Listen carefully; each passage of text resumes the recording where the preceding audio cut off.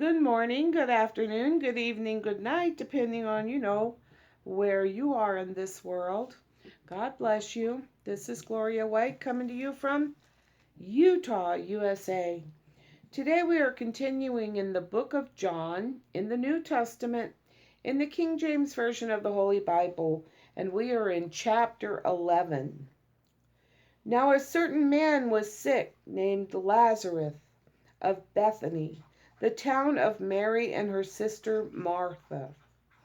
It was that Mary which anointed the Lord with ointment, or the fragrant oil, and wiped his feet with her hair, whose brother Lazarus was sick. Therefore his sister sent unto him, saying, Lord, behold, he whom thou lovest is sick.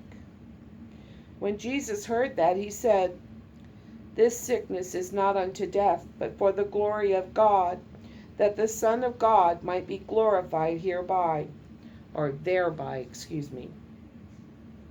Now Jesus loved Martha, and her sister, and Lazarus. When he had heard, therefore, that he was sick, he abode, or stayed, 2 days still in the same place where he was. He stayed where he was. He didn't rush off to see about Lazarus.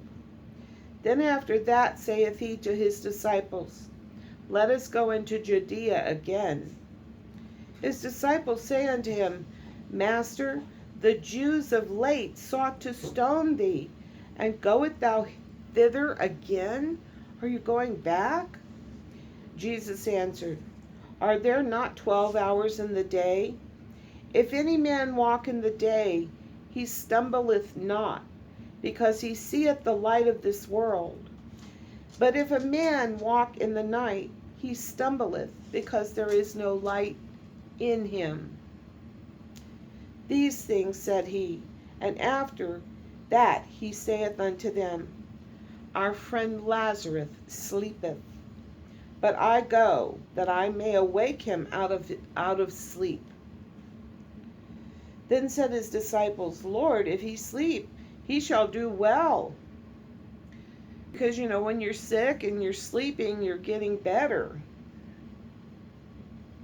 So they're like, well, he's sleeping, he's getting better. Howbeit, Jesus spake of his death, but they thought that he had spoken of taking of rest in sleep. Then said Jesus unto them plainly, Lazarus is dead.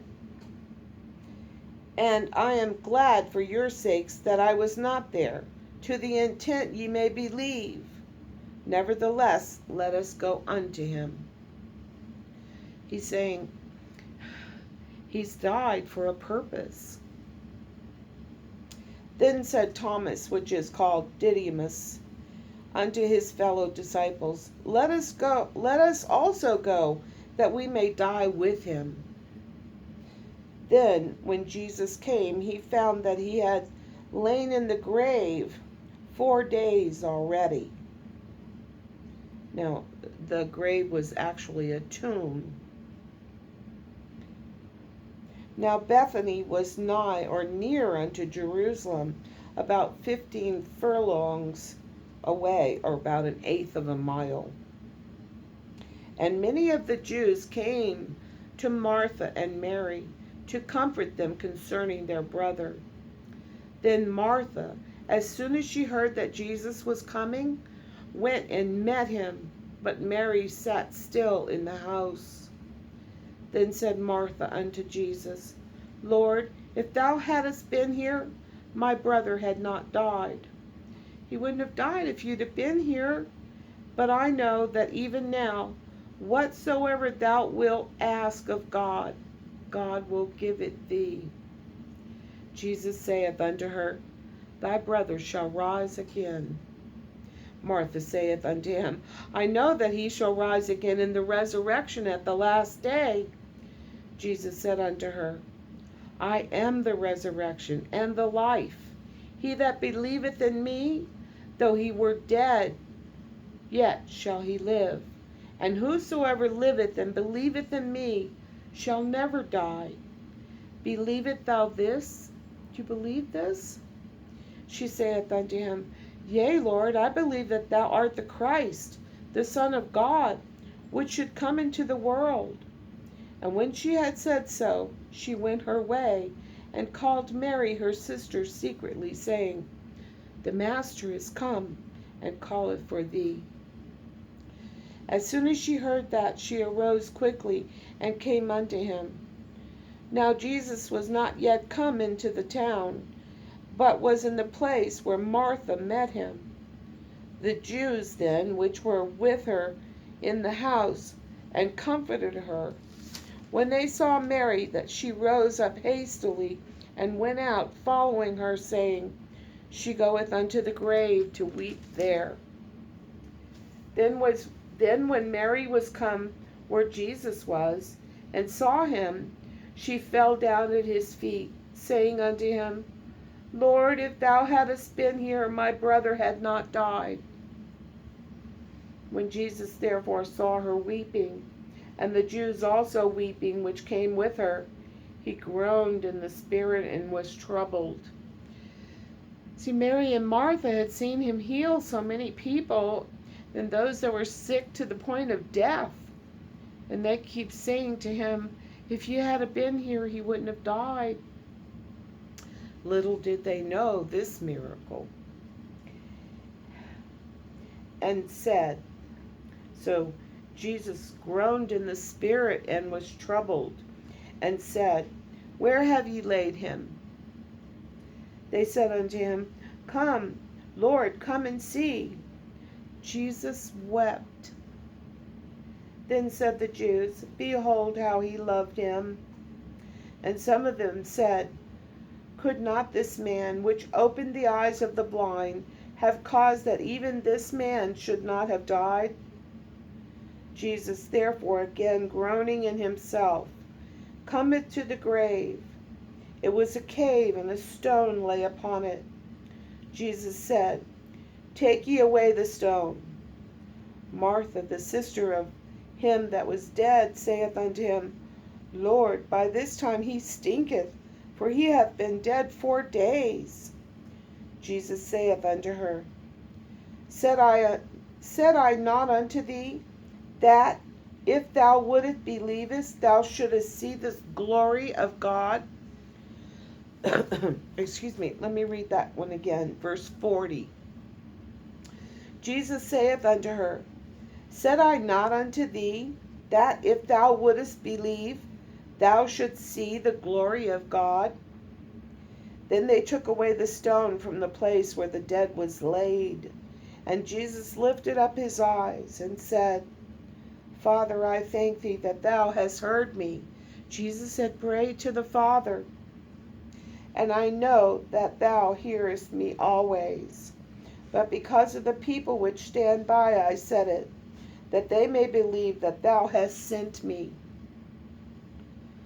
And when he thus had spoken, he cried with a loud voice, Lazarus, come forth! And he that was dead came forth, bound hand and foot with grave clothes, and his face was bound with a napkin, or wrapped with a napkin. Jesus saith unto them, Loose him and let him go. Then many of the Jews which came to Mary, and had seen the things which Jesus did, believed on him.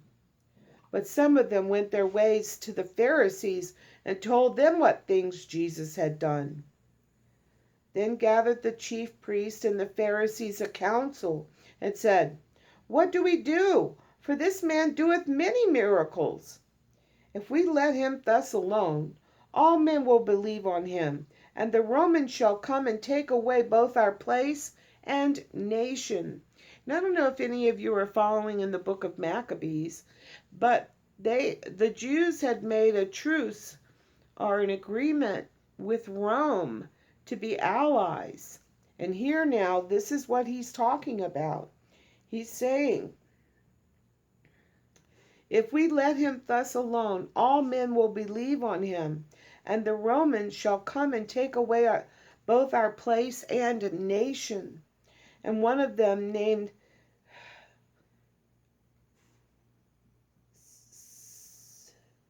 Caiaphas, being the high priest that same year, said unto them, Ye know nothing at all, nor consider that it is expedient for us that one man should die for the people, and that the whole nation perish not. And this spake he of him, not of himself, but being high priest that year, he prophesied that Jesus should die for that nation. And not for that nation only, but that also he should gather together in one the children of God, which were scattered abroad. Then from that day forth they took counsel, or plotted together, for to put him to death. Jesus therefore walked no more openly among the Jews, but went thence unto a country near to the wilderness, into a city called Ephraim, and there continued or remained with his disciples. And the Jews' Passover was nigh or near at hand, and many went out of the country up to Jerusalem before the Passover to purify themselves. And this was a Jewish custom, to go purify themselves for 7 days, washing. Then sought they for Jesus, and spake among themselves, as they stood in the temple, What think ye, that he will not come to the feast? Now both the chief priests and the Pharisees had given a commandment, that if any man knew where he were, he should show it, that they might take him, or seize him. The Pharisees and the scribes, the chief priests, they were constantly plotting how they could kill Jesus, how they could take him or catch him in a lie. But they would never touch him when he was in a throng of people, because they feared the people, which rightly they should have. And as always, I love you.